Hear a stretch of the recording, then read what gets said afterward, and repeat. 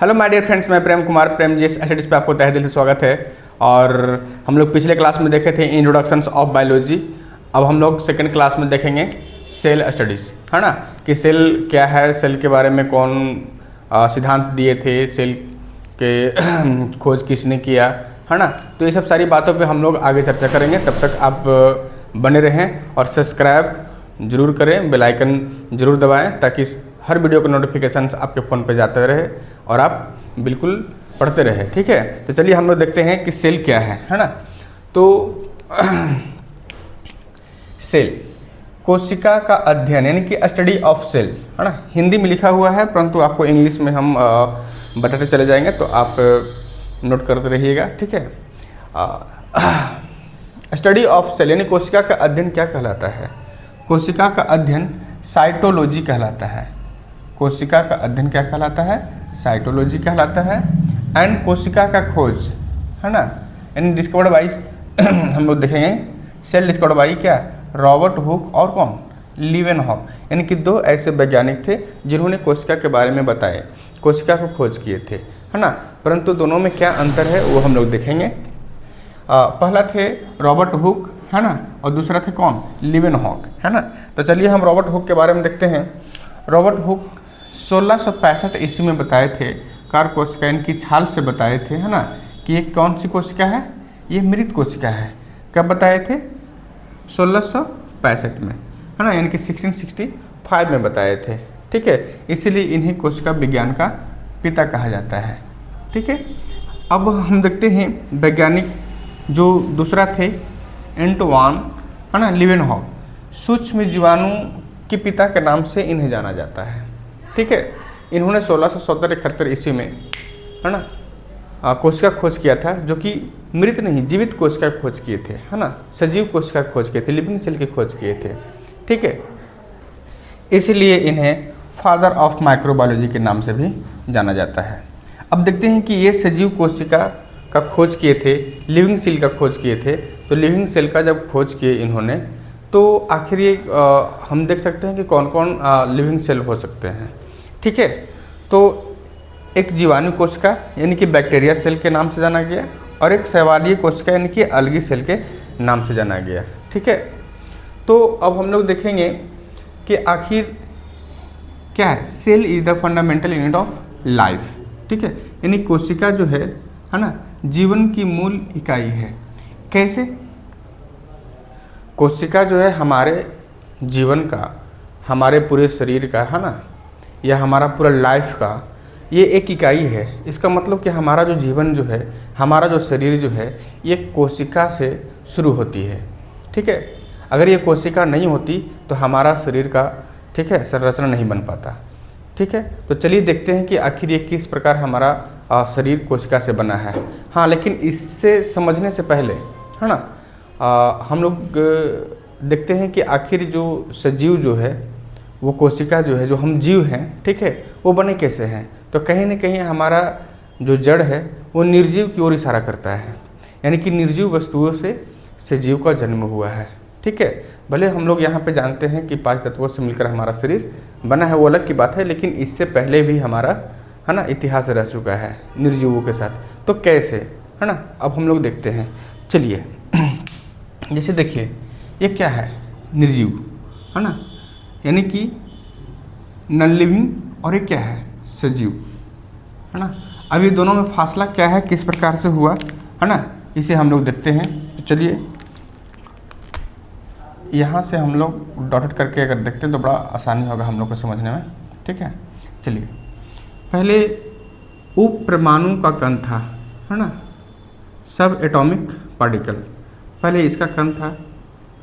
ये group of उप परमाणु कण यानी ग्रुप ऑफ सब एटॉमिक मोलिकुलर अगर हुआ, है ना, समूह में आया, तब क्या बना, परमाणु कण, है ना, एटॉमिक पार्टिकल बना, और एटॉमिक पार्टिकल से क्या बना, अणु पार्टिकल बना। ठीक है, और यही अणु पार्टिकल से हमारा क्या बना, कोशिका बना। ठीक है, और इस कोशिका से हमारा ऊतक बना, है ना, यानी कोशिका आपस में मिलती गई, जुड़ती गई और समूह बनाते गई। ठीक है, और उस समूह का नाम क्या होते गया, ऊतक होते गया। ठीक है, और ऊतकों का समूह को हम क्या कहेंगे, अंग कहेंगे, और अंगों के समूह के हम क्या कहेंगे, अंगतंत्र कहेंगे। और जब सारे अंगतंत्र एक साथ जुड़ जाएंगे तब हम क्या कहेंगे कि किसी एक जीव का निर्माण हो गया।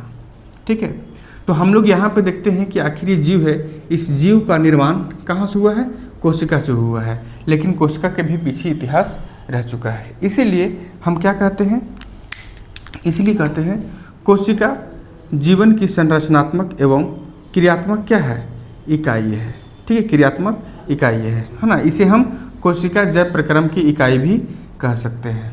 ठीक है, तो अब हम लोग आगे देखते हैं। अब आगे हम कोशिका का प्रकार देखेंगे। ठीक है, तो चलिए, कोशिका के 2 प्रकार होते हैं, है ना। पहला प्रोकैरियोटिक कोशिका और दूसरा यूकैरियोटिक कोशिका। ठीक है, तो प्रोकैरियोटिक कोशिका और यूकैरियोटिक कोशिका में क्या अंतर है ना।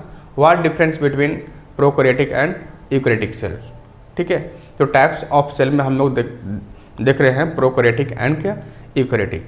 तो चलिए हम लोग देखते हैं कि ये जो कोशिका है प्रोकैरियोटिक कोशिका, इसमें केंद्रक है ना, यानी कि केंद्रक इसमें उपस्थित नहीं होते हैं, मतलब अनुपस्थित होता है। ठीक है, एंड यूकैरियोटिक में क्या होता है, केंद्रक उपस्थित होता है, मतलब प्रेजेंट होता है, सेंटर इसमें होता है, इसमें सेंटर नहीं होता है। ठीक है, केंद्रक झिल्ली, जब केंद्रक ही नहीं है तो केंद्रक झिल्ली कहाँ से होगी, जब केंद्रक जहाँ पे रहेगी।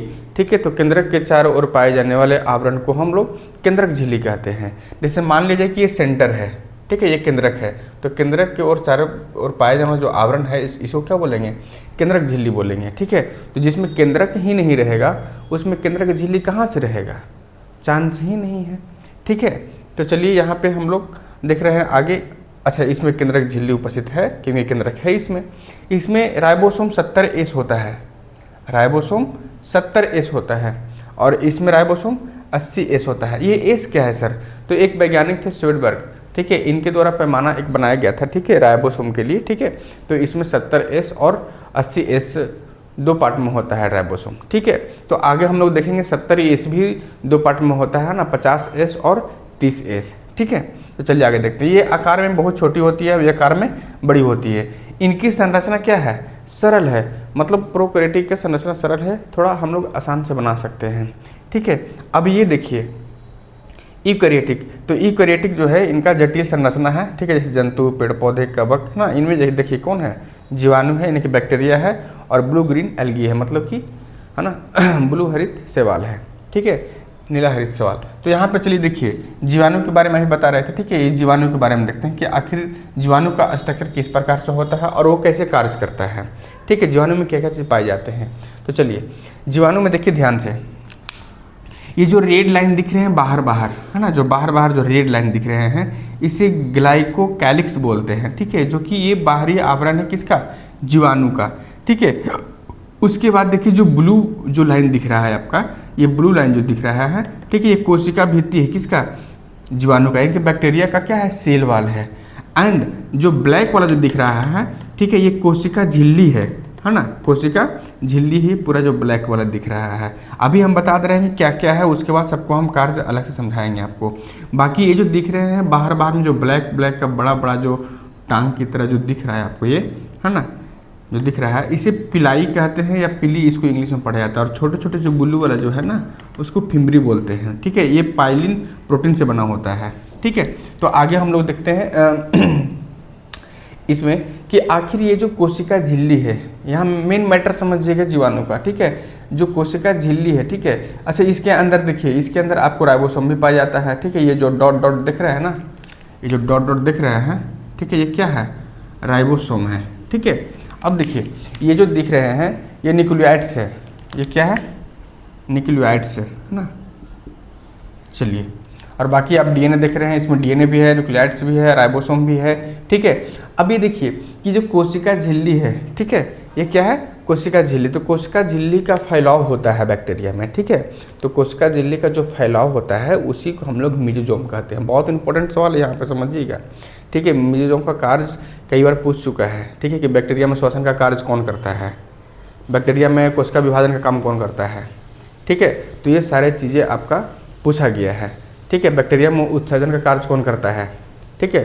तो उत्सर्जन हो या श्वसन हो या कोशिका विभाजन हो, तो ये सारा काम जो है मेसोसोम करता है, ठीक है। तो ये मेसोसोम है क्या, मेसोसोम है क्या, तो मेसोसोम बैक्टीरिया का जो कोशिका झिल्ली है वो कोशिका झिल्ली का फैलाव है, ठीक है। जैसे देखिए हम बात कर रहे हैं किसके बारे में, मेसोसोम के बारे में बात कर रहे हैं, ठीक है।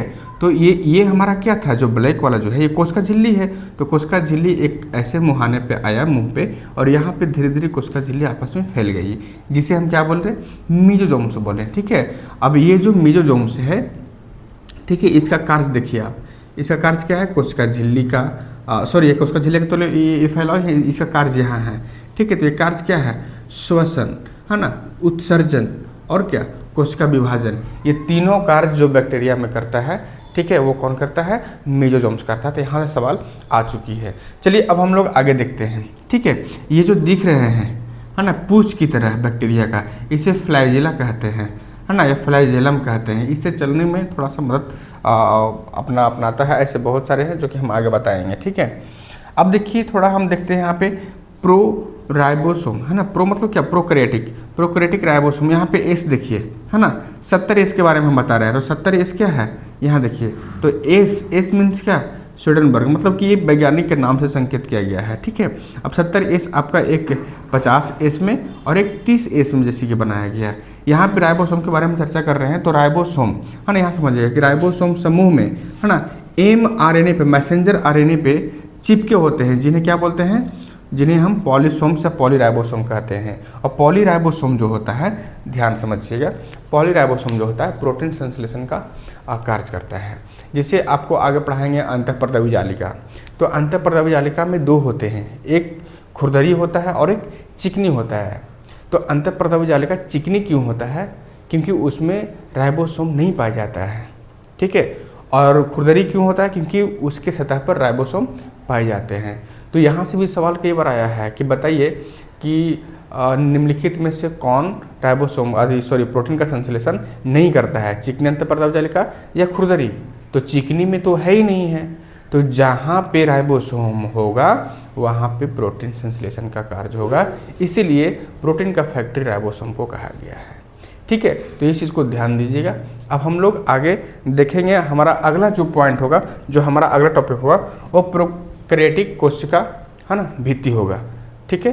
तो हम लोग अब मिलते हैं नेक्स्ट वीडियो में। Okay, thank you.